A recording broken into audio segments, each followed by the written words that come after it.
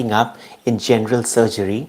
So today's video will be mainly focusing upon another very important topic, in whether it be in nursing or in general surgery, is about enuresis. So enuresis, in the word itself, is suggesting, in a general or in a layman term, it refers to bedwetting. So enuresis is the condition of is in enuresis is the condition of bedwetting, where actually what happens is there is inability to control the urination. So enuresis, in the condition of enuresis, the child is unable to control his bladder beyond the age of 5 years also. So up till 5 years it can happen that certain children are unable to control their urinary sphincter, and this urinary sphincter, if it is not being controlled up till 5 years of age, it is considered normal. But at least after fifth year of life, if the child is unable to control the urine and he is voiding the urine on the bed, so such a condition of bedwetting, it is called as enuresis. So it is a repeated inability to control the urination. So involuntary urination is also known as urinary incontinence, but in the condition of bedwetting, enuresis is defined as normal, nearly complete evacuation of the bladder at a wrong place and wrong time at a wrong place and time at least twice a month after 5 years of age. So in a general term, if the child is above 5 years of age and if he is voiding urine at the wrong place and time, that too the episodes is round about twice a month, so such a condition, and there can be, this is normal and nearly complete evacuation of urine from the bladder, it is termed as enuresis.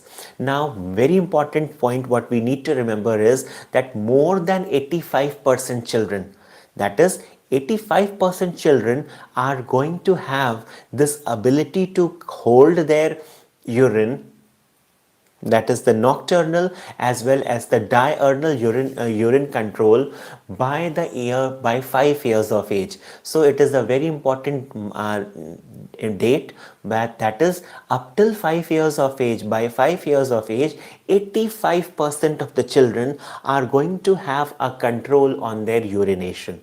Alright, means they can exercise control over the urinary sphincter in order to control the urine. Up by 85% of the children, that is most of the children, they can control whether it is the daytime urination or in the nighttime urination. By 5 years of age, children are mostly able to control their urination.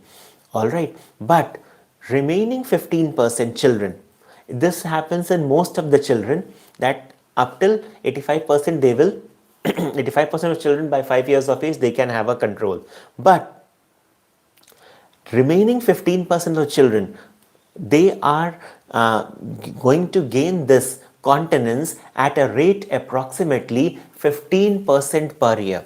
Means 15% per year, slowly and gradually the remaining 15% of the children are going to gain their continence. They are going to retain the urine. Later on, by adolescence, means once the child enters into the 12 to 13 years, so by adolescence, it is only 0.5 to 1% of the children, they do have 0.5 to 1% of the children continue to have enuresis or bedwetting.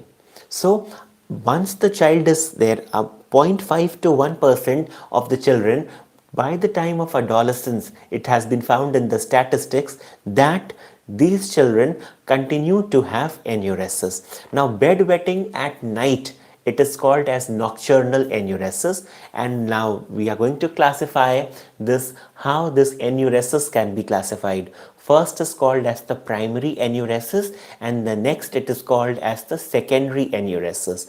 Now, very important fact, what is primary enuresis? Very important, students.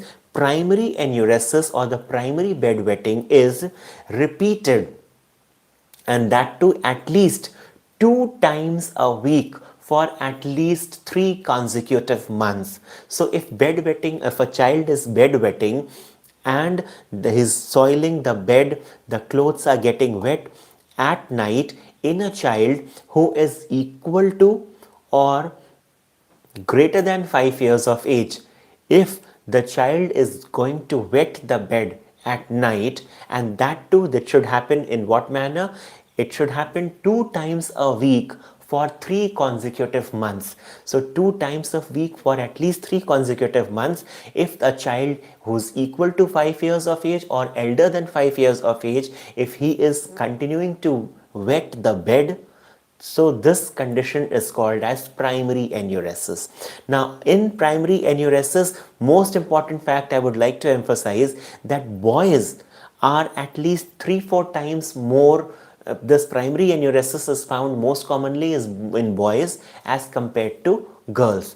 Now when we look at the pathogenesis of it, that what all factors is causing this primary enuresis, the very important, this can be looked upon as it is actually a multifactorial, it can be a multifactorial etiology can be there, and among this multifactorial etiology, the most important ones are the sleep disorders. If the child is having certain kind of sleep disorders, this primary enuresis can take place.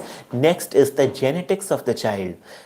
Third is the psychological causes can be there, and these psychological causes ultimately this can lead to nocturnal enuresis. Apart from this, if there is decreased secretion of the ADH, that is the antidiuretic hormone, which is going to which is going to have control on the urinary bladder. So antidiuretic hormone, if certain kind of these sleep disorders are there, genetics are there, certain psychological causes are there, apart from this the ADH secretions are there, so less than 3% of the children have organic causes such as obstructive uropathy or any kind of UTI.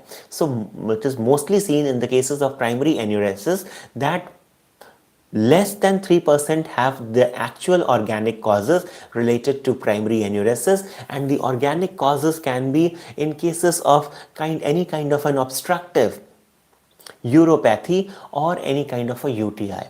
Now we move on to the secondary enuresis. Now in secondary enuresis, very important fact I would like to emphasize, that individuals who have previously attained the bladder control, and if they start micturating, if they start to have the bedwetting, once they have gained control, they have previously developed a bladder control, but now they again have started bedwetting. So such a condition is called as the secondary bedwetting. So individuals who previously developed bladder control are the individuals, and secondary enuresis is the condition that develops, that the time frame is there, that once the individual has gained the bladder control, and if he starts to bedwet after gaining bladder control after 6 months, or even several years after a person has learned to control his or her bladder, so then the condition becomes the secondary enuresis. So students and viewers, I have tried my level best to give you in simple terms that what is enuresis, what is the actual meaning of it, by what age children mostly learn to exercise control over their urinary sphincters, and what are the two types of enuresis, the primary enuresis and the secondary enuresis. So students and viewers, if you like this video, give this video a thumbs up, and if you still have any queries or comments, you're most welcome to comment me in the comment section. Those students who are new to my channel, who haven't subscribed, subscribe, and don't forget to press the bell icon so that you can be further updated for my upcoming videos. Thank you for watching.